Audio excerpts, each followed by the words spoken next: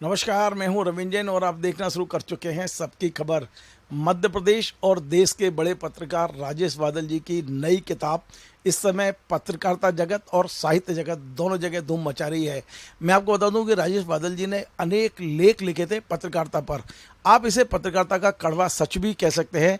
लगभग 160 इन लेखों का संग्रह है। अब बादल जी ने मिस्टर मीडिया के नाम से ये बुक उनकी नई आ गई है। इस बुक को प्रकाशित किया है प्रवासी प्रेम पब्लिशिंग इंडिया ने। और मैं आपको बता दूं कि किताब आने के बाद इसकी इतनी डिमांड है कि 2 बार इसका प्रकाशन किया जा चुका है और अब तीसरी बार प्रकाशन हो रहा है।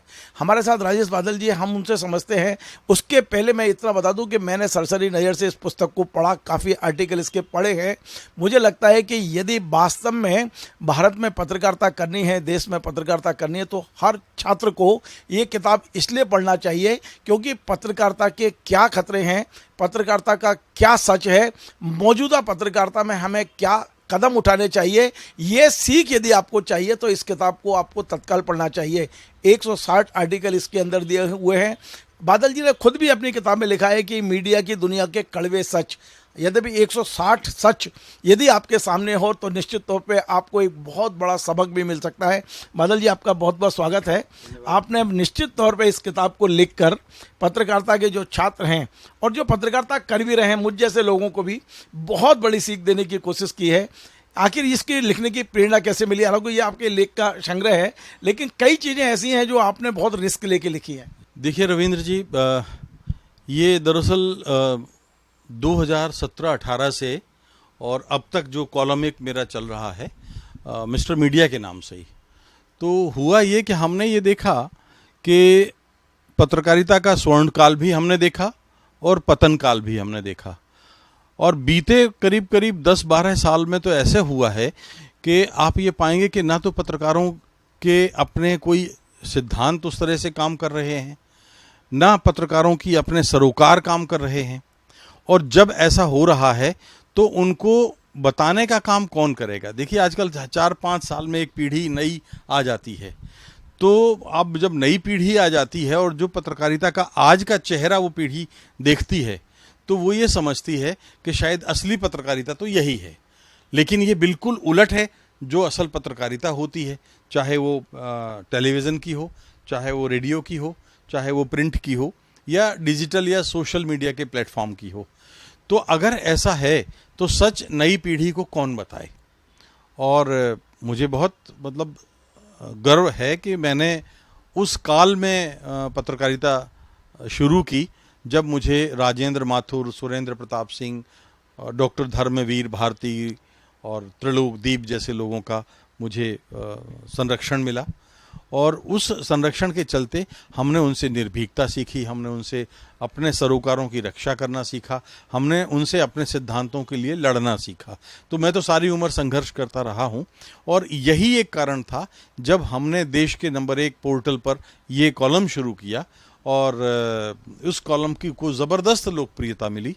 मैं आपको बताऊं कि दुनिया भर में हर स्तंभ करीब करीब 2 से 2.5 लाख लोग इसको पढ़ते हैं।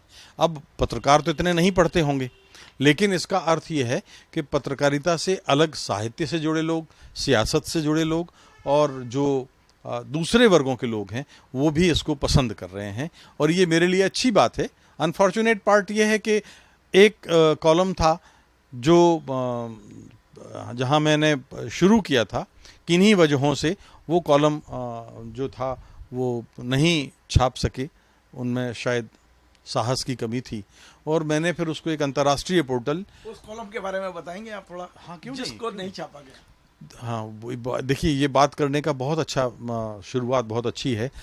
रविंद्र जी, आप भी बहुत पुराने पत्रकार हैं और आप जानते होंगे कि हम सब लोग ऐसे दौर में पले हैं जब हमारे संपादक, अगर हम किताब लिखते थे तो हमारी पीठ थपथपाते थे। अगर हम थिएटर करते थे, हमारे बहुत सारे साथी करते थे, आज भी करते हैं, तो लोग उसमें नाटक देखने आते थे हमारे संपादक। मैं जब टेलीविज़न में आया 1988 में, तो मैं नवभारत टाइम्स में काम करता था, लेकिन राजेंद्र माथुर और एसपी सिंह जैसे लोगों ने मेरी न्यूज़ एंकरिंग के पॉइंट लिखा करते थे। तो हमने ऐसे संपादकों का संरक्षण पाया जो हमारे अंदर छिपी हुई अन्य प्रतिभा को भी सजाना संवारना जानते थे। आज एक दौर ऐसा आया है कि जब जो मीडिया घराने हैं वो चाहते हैं कि जो उनका पत्रकार है वो सिर्फ अपनी ड्यूटी पूरी करे, इसके अलावा कुछ ना करे। तो एक पत्रकार हैं दयाशंकर मिश्र, वो आपने अंतिम उसी से किया है, इस जी, किताब जी। का जो लास्ट लेख है उन्हीं के ऊपर है। उन्हीं के ऊपर है। तो उन्होंने कई वर्षों की मेहनत के बाद वो एक पोर्टल में बड़े पद पर थे, एडिटर थे, और कई लाख रुपए उनका पैकेज था। उन्होंने राहुल गांधी पर एक किताब लिखी, और राहुल गांधी की किताब छपते से ही वो मैनेजमेंट को बड़ा अजीब सा लगा, और मैनेजमेंट ने उनसे इस्तीफा ले लिया। और बड़े मतलब जो भी वो अपमानित करने के तरीके हो सकते थे वो अपनाए गए। मैंने इसका विरोध करते हुए, और जो मैंने बताया कि हम लोगों ने ऐसा माहौल देखा है कि जब संपादक अपने साथियों को उत्साहित करते थे, प्रेरित करते थे, और अब ये दौर ऐसा है, यही मैंने लिखा था। और वो उस पोर्टल पर प्रकाशित नहीं हुआ। मैंने 2-3 बार उनको याद दिलाया, लेकिन उनके पास कोई कारण नहीं था। फिर मैंने अपने आप को एक अंतर्राष्ट्रीय पोर्टल से जोड़ दिया, और उस पर ये मिस्टर मीडिया कॉलम चल रहा है। अभी मैं आपको बताऊं कि 2 दिन पहले जो आया है उसको अब तक 2.25 लाख लोग देख चुके हैं। उसका तीसरा कॉलम अभी तक आया है। तो जहां सच होता है, सच के पीछे लोग जानना चाहते हैं, सच को लोग समझना चाहते हैं, अब ये दौर है जी। हाँ, पता जी, एक बड़ी बात यह है कि आपने कहा कि बड़े मीडिया संस्थानों में मीडिया की ये दुर्गति है, हम इसको दुर्गति ही कहेंगे। लेकिन क्या जो मीडिया संस्थान है, जहाँ शिक्षण दिया जा रहा है, जहाँ पढ़ाई की जा रही है, उनकी स्थिति क्या देख रहे हैं आप? क्योंकि आज नहीं तो कल हम तो ये चाहते हैं, हम तो अभी चाहते हैं कि आपकी ये पुस्तक उन संस्थानों में पढ़ाई जाना चाहिए बच्चों को। लेकिन क्या उनकी विचारधारा ये अलाउ करेगी आज की तारीख में कि राजेश बादल की पुस्तक को हम अपने सिलेबस में शामिल करें? देखिए, ये प्रश्न विचारधारा का नहीं है। ये प्रश्न स्वस्थ पत्रकारिता की जो परंपरा है उसको नई नस्ल तक, नई पीढ़ी तक पहुंचाने का है। मैंने कभी आज तक अपने आप को किसी विचारधारा से नहीं बांधा, और मैं जहां मुझे गलत लगा मैंने उसका विरोध किया। शैक्षणिक संस्थानों की जहां तक बात है, ये दुर्भाग्यपूर्ण है रविंद्र जी कि अब जो उनका पाठ्यक्रम है, मैं एक उदाहरण आपको देता हूं कि मैंने दिल्ली में करीब करीब 10 चैनलों की शुरुआत की, और 10 चैनलों का मैं हेड रहा, प्रमुख रहा, प्रधान संपादक या न्यूज़ डायरेक्टर, जो भी आप कहें। तो मैंने ये पाया कि जब इन शैक्षणिक संस्थानों से निकले बच्चे हमारे यहाँ इंटर्नशिप के लिए आते हैं या रिक्रूटमेंट के लिए आते हैं, तब मैं ये पाता हूँ कि जो चैनल चलाने की जो टेक्नोलॉजी है या जो व्यावहारिक अंदाज है वो उनको नहीं पढ़ाया गया। जो अखबार चलाने का जो व्यावहारिक अंदाज है वो उनको नहीं पढ़ाया गया। जो रेडियो चलाने का व्यावहारिक अंदाज है वो उनको नहीं पढ़ाया गया। उनको बाजार और सियासत के दबावों से निपटने का मंत्र नहीं बताया गया। उनको इस बात ये नहीं समझाया गया, या ना उनको पढ़ाया भी जाता है। संसदीय पत्रकारिता नहीं पढ़ाई जाती उस तरह से जिस तरह से पढ़ाई जानी चाहिए। कभी कभार लेक्चर या अंशकालिक तौर पे पढ़ा देना अलग बात है। खेल पत्रकारिता हमारे यहाँ उस तरह से नहीं पढ़ाई जाती, साहित्य पत्रकारिता उस तरह से नहीं पढ़ाई जाती। इतनी बड़ी फिल्म इंडस्ट्री है, फिल्म पाठ्यक्रम ज़रूर हैं, मगर फिल्म पत्रकारिता को गंभीरता से पढ़ाया नहीं जाता। विज्ञान पत्रकारिता नहीं पढ़ाई जाती, अंतरिक्ष पत्रकारिता नहीं पढ़ाई जाती। तो जब इतनी सारी विधाओं की जानकारियाँ विश्वविद्यालयों की या शैक्षणिक संस्थानों के पाठ्यक्रमों में नहीं हैं, तो आप कैसे ये उम्मीद कर सकते हैं कि हमें एक अच्छा, शानदार, कामयाब पत्रकार पैदा करने में मदद मिलेगी? बादल जी, आपने अपनी पुस्तक में कई बहुत बड़ी बड़ी चीज़ों का उल्लेख किया है। एक आर्टिकल मैं देख रहा था स्टिंगर के दर्द को लेकर। निश्चित तौर पे जो आजकल कहते हैं ना, माइक आईडी बिकने लगी हैं, उनको माइक आईडी दी जाती है, फिर उसके साथ में एक अनुबंध होता है कि आप हमें कितना विज्ञापन देंगे।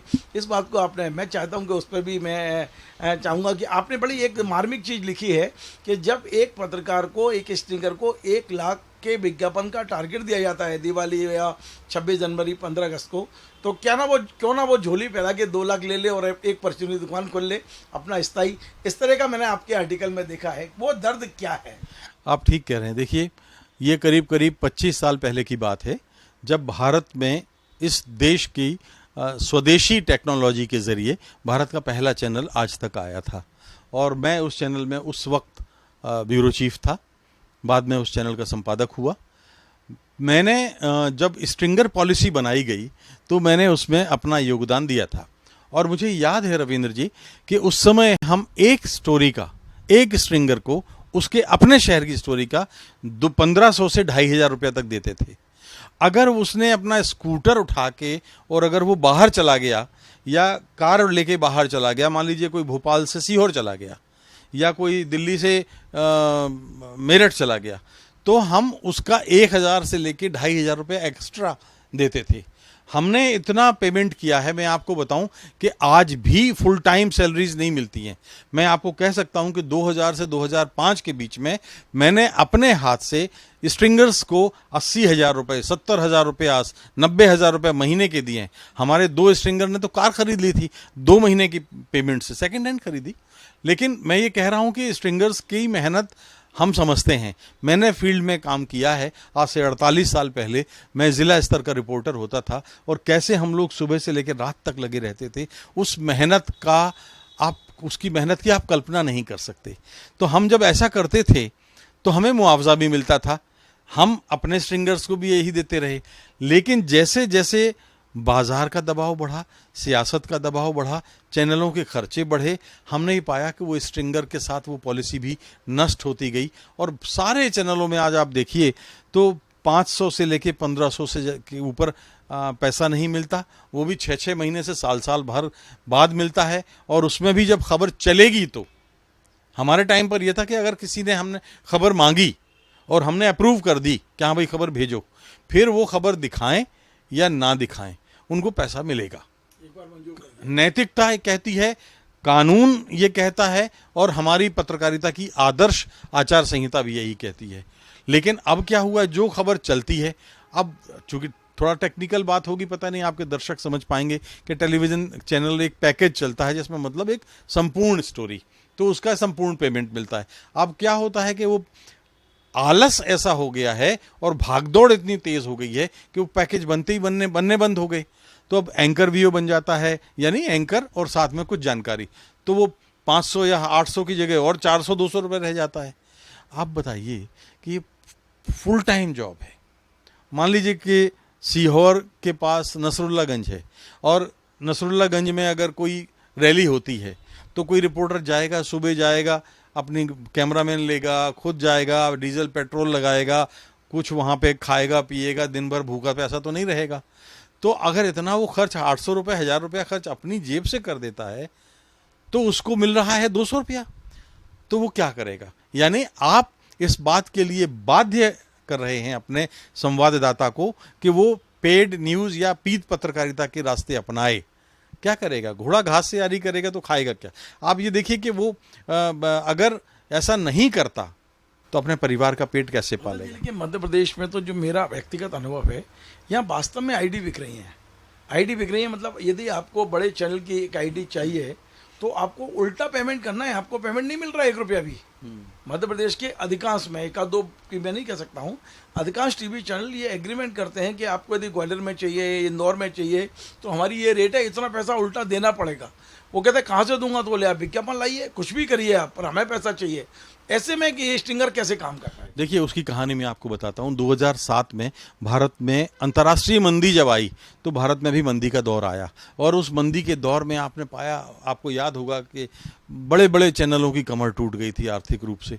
तब ये रास्ता निकाला गया कि भाई फ्रेंचाइजी दी जाए या स्ट्रिंगर्स के साथ ऐसा एग्रीमेंट किया जाए कि जो पॉलिटिकल लीडर अपनी खबर दिखाना चाहता है, लगाना चाहता है, तो जैसे प्रिंट में एक ज़माने में बही रसीद दी गई थी अखबारों के रिपोर्टर्स को, जो कि चुनाव के दिनों में जो पत्रकार, ये जो कैंडिडेट अब ये रसीद कटवाएगा उसके तो पक्ष में छपेगा और जो नहीं कटवाएगा उसके खिलाफ छपेगा।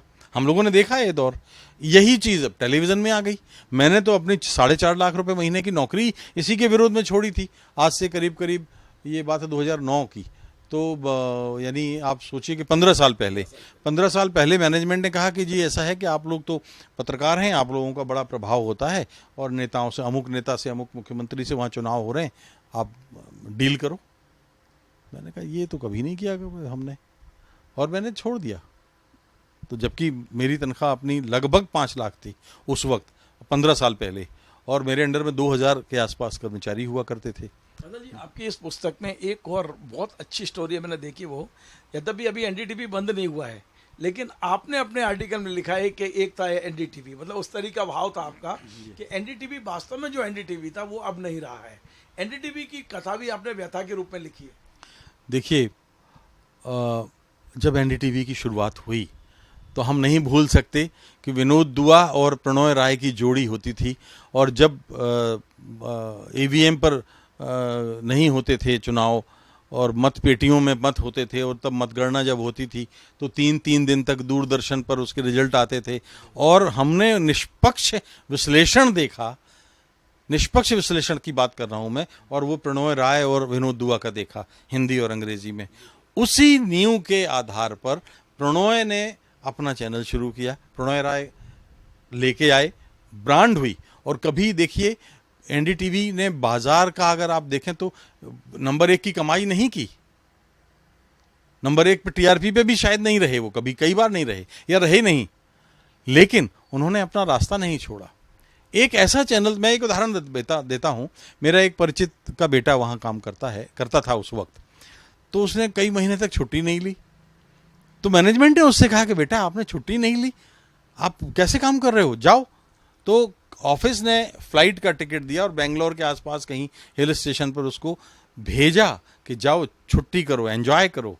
तो ऐसा हमने जब आदर्श माहौल देखा, और आज उसके एकदम उलट है। विचार की आदमी अगर विचार की आज़ादी और अभिव्यक्ति की आज़ादी नहीं है तो आप क्या है फिर, आप में और चौपायों में अंतर क्या है। तो अगर विचार की आज़ादी छीन ली जाए तो हमारे आपके जिंदा रहने का कोई अंतर नहीं है, कोई मतलब नहीं है उसका। तो एनडीटीवी का हमने वो रूप देखा, और हमने तो वो रूप भी देखा, एनडीटीवी का अपना एक प्रोग्राम पहले दूरदर्शन पे भी आता था, और दूरदर्शन तो सरकारी था, दूरदर्शन सरकारी था। सरकारी दूरदर्शन पर विनोद दुआ एक प्रोग्राम पेश करते थे, और जिसमें हर हफ्ते एक मंत्री का इंटरव्यू आता था। तो राजीव गांधी की सरकार आई थी नई, अशोक गहलोत डिप्टी मिनिस्टर बने थे सिविल एविएशन के। तो विनोद दुआ ने उनको अपने कार्यक्रम में बुलाया, उनको तीखे सवालों के लिए तो विनोद दुआ जाने जाते थे। तो विनोद दुआ ने उनसे सवाल किए, बहुत सारे सवाल जब होते गए और विनोद दुआ अशोक गहलोत तो उत्तर ना दे पाए, अंततः मैं कह सकता हूं कि स्क्रीन पर दर्शक जो थे उनके आंसू देख सकते थे, और वो एपिसोड वैसे का वैसा जस का तस टेलीकास्ट हुआ। सॉरी बोलते रहे, मैं आपके प्रश्न का उत्तर नहीं दे पा रहा हूं, मैं आपके इस प्रश्न का उत्तर नहीं दे पा रहा हूं। अगले दिन बड़े बड़े धुरंधर वसंत साठे, नटवर सिंह और भी कई लोग राजीव गांधी के पास गए, प्राइम मिनिस्टर थे जो, कि साहब ऐसा है कि विनोद दुआ बाहर का, उसको हम पैसा देते, दूरदर्शन हमारा पैसा, प्लेटफॉर्म हमारा जो हम प्रसारण करते हैं, हमारी सरकार 400 के ढेर पर बैठी हुई सरकार, और ये हमारी बदनामी कर रहा है ये एंकर। तो राजीव गांधी ने उत्तर दिया कि अगर हमारे मंत्री को नॉलेज नहीं है तो उसको पद पर रहने का हक नहीं। अगले दिन अशोक गहलोत का इस्तीफा हो गया। तो ये पत्रकारिता सरकारी पत्रकारिता थी, आज प्राइवेट चैनल सरकारी पत्रकारिता कर रहे हैं। तो इसलिए मैंने एनडीटीवी के लिए वो स्तंभ लिखा कि हमें याद है कि एक था एनडीटीवी, हम देखिए उस एक एनडीटीवी की याद हमारे लिए बहुत बड़ी प्रेरणा का स्रोत है, उस एक आज तक की याद हमारे लिए बड़ी प्रेरणा का स्रोत है, आज की नहीं। आज का तो एक चैनल आप ऐसा नहीं पाएंगे। दादा जी, ये जो आपकी किताब है मिस्टर मीडिया, लगभग अभी 1 महीना भी पूरा नहीं हुआ है, लेकिन ये मतलब कहना चाहिए जो एकदम इसकी डिमांड इतनी बड़ी है, बताया कि अब दूसरी या तीसरी बार छप रही है। क्या लगता है आपको इस संबंध में, आप कुछ बताएंगे कि ये जो प्रकाशक है वो किस तरह से डील कर रहे हैं और क्या मार्केट में इसकी डिमांड है, और इसकी कीमत ज़्यादा लग रही है, 650 है, यद्यपि इसके पेज भी काफ़ी हैं, लेकिन कीमत 650 रुपये एक आम पत्रकार के लिए, इसमें कुछ आप करें तो और भी अच्छा रहेगा। देखिए, जब मैं ये किताब लिखने की योजना बना रहा था तो मेरी श्री पंकज चतुर्वेदी से बात हुई। पंकज चतुर्वेदी करीब 30-32 बरस तक नेशनल बुक ट्रस्ट के संपादक रहे हैं हिंदी के, और उन्होंने हजारों पुस्तकें मतलब अपने संपादन में प्रकाशित की हैं। तो जब उन्होंने अपना प्रकाशन संस्थान शुरू किया, ये जो प्रवासी प्रेम पब्लिशिंग जी, तो हमारी बात हुई। पंकज जी संयोग से मध्य प्रदेश के ही हैं और पुराने परिचित थे, हमारी नेशनल बुक ट्रस्ट पर कुछ किताबें उन्होंने प्रकाशित भी की थी। तो जब ये इस किताब की बात हो रही थी तो उन्होंने कहा कि ये किताब तो निश्चित रूप से हमें प्रकाशित करना है और हमें दीजिए आप। तो ये किताब हमने उनको दी और उसके बाद जब से किताब आई है मार्केट में और लोगों को ये जैसे जैसे जानकारी मिलती है, तो मैं कहता हूँ एक माउथ पब्लिसिटी होती है। माउथ पब्लिसिटी के ज़रिए अब मैंने पढ़ा, जैसे आप पढ़ेंगे और आपने एक मैदानी पत्रकार का दर्द उसमें देखा, तो आप 4 पत्रकारों को और बताते हैं, वो 4 पत्रकार दूसरे पत्रकारों को बताते हैं। तो अब पत्रकारों के कार्यक्रमों में ही नहीं, पत्रकारों के शादी की सालगिरह पे, अभी 1 महीने में 3 उदाहरण मेरे पास ऐसे आ गए कि शादी की सालगिरह पर उन्होंने गिफ्ट कर दी, बर्थडे पर गिफ्ट कर दी। तो ये चलिए, हम बिकना ना बिकना एक मार्केट का फॉर्मूला है। आजकल आपके पास प्लेटफॉर्म बहुत हैं। हम लोग तो जाते थे, एक बार लिखा के आते थे बुक सेलर के यहाँ कि भाई आज से 25-30 साल पहले कि भाई ये किताब हमें चाहिए, आप जब आ जाए तो मुझे बता देना, या हम खुद आ जाएंगे अगले हफ्ते। फिर साइकिल से जाते थे, पूछते थे। आज आपके पास फ्लिपकार्ट है, आपके पास अमेज़ॉन है, आपके पास जो पर्सनल लिंक है इनका पीपी पब्लिकेशंस का, उस पर ख़ास डिस्काउंट भी उन्होंने दिया हुआ है। तो ऐसे कई प्लेटफॉर्म हैं जहां से आप ऑनलाइन मंगा सकते हैं। और अब आजकल जो विचार की भूख, जो अभी हम बात कर रहे थे, विचार की भूख कुछ ऐसी बन गई है कि उस भूख को शांत करने के लिए मुझे खुशी है कि नए पत्रकार अब सामने आ रहे हैं और वो पढ़ रहे हैं। 2 पत्रकारों, जो 2 यूनिवर्सिटी के छात्र हैं, एक ही यूनिवर्सिटी के 2 छात्र हैं, उन्होंने मुझे अभी परसों फ़ोन किया कि सर हमने किताब पढ़ी और इसमें से कुछ भी हमारे पाठ्यक्रम में नहीं है और ये व्यावहारिक चीज़ हमें बताने वाला भी कोई नहीं है। जो लोग आते हैं वो चूंकि उनको सिलेबस कंप्लीट करना होता है तो वो पाठ्यक्रम के हिसाब से पढ़ाते हैं और चले जाते हैं। तो मैं कह रहा हूँ कि मैं बहुत ईमानदारी से स्वीकार करता हूँ रविंद्र कि मैं इतिहास का प्राध्यापक था, प्रोफेसर था, कॉलेज में पढ़ाता था, पत्रकारिता जिला स्तर पर शुरू की। एक मैंने डिग्री नहीं हासिल की पत्रकारिता की, एक डिप्लोमा भी मैंने हासिल नहीं किया, और मैं 22 विश्वविद्यालयों में मीडिया के पाठ्यक्रमों में के बारे में बुलाया जाता हूँ अतिथि व्याख्यान के लिए। कई विश्वविद्यालयों के बोर्ड ऑफ स्टडीज़ में हूँ, कई विश्वविद्यालयों की सिलेबस कमेटी का मेंबर हूँ। तो मुझे ये खुशी होती है कि मेरे इस अनुभव को कम से कम नई पीढ़ी तक पहुंचाने का काम ऐसी किताब करेगी। आपको उम्मीद है कि ये जो 22 विश्वविद्यालय आप बता रहे हैं, कोई तो इस किताब को अपने सिलेबस में शामिल करेगी? नहीं, आ गया, मेरे पास फ़ोन आया है। हाँ, मुझे एक तो भोपाल का और एक राजस्थान का। उन्होंने कहा कि सर आप एक किताब हमारे पास भिजवा दीजिए और थोड़ा सा डिटेल व्हाट्सअप कर दीजिए, हम अपनी लाइब्रेरी के लिए ख़रीदेंगे। मैं एक चैनल, देखिए अभी फिर से एक नई बात है कि हमारे ज़माने में आपको याद होगा हर अखबार में, चैनलों में एक लाइब्रेरी होती थी। अब तो हमारे एंकर या टेलीविज़न चैनल के प्रोफेशनल्स अगर लाइब्रेरी बनाओ और उस लाइब्रेरी में जाके बैठ जाएं तो मैनेजमेंट को आपत्ति होती, ये पढ़ क्यों रहे? हमारी सैलरी के टाइम है, 8 घंटे जो है हमको देना चाहिए। और मैं राज्यसभा टीवी का जब प्रमुख संपादक था तो हमारे एंकर जाके रेफरेंस के लिए पढ़ते थे। हम ये कहते थे कि नहीं, पहले तैयारी करो, आप एक शो करो लेकिन दिन भर उसकी पढ़ाई करो। तो ये होता था, ये अंतर आ गया है। बादल जी, अंत में मैं आपसे ही पूछना चाहूँगा कि यदि मुझसे कोई सवाल छूट गया हो इस पुस्तक को लेके, तो मैं चाहता हूँ कि आप उसको पूरा करें। अंतिम सवाल। मैं देखिए 2 बातें कहना चाहता हूँ कि मैंने कभी पत्रकारिता को व्यवसाय नहीं माना, पेशा नहीं माना। मेरे लिए ये जीवन शैली है और ये जीवन शैली का मैंने आनंद लिया है। 48-49 साल हो गए हैं करते करते, और मैं पूरी ताकत के साथ, पूरी क्षमता के साथ पत्रकारिता का आनंद उठा रहा हूँ। तो आप भी, या जो लोग भी पत्रकार इस काम को कर रहे हैं, ये ना सोचें कि वो एक व्यवसाय में हैं, वो एक कारोबार में हैं। अगर ऐसा सोचेंगे तो शायद आनंद कभी नहीं उठा पाएंगे।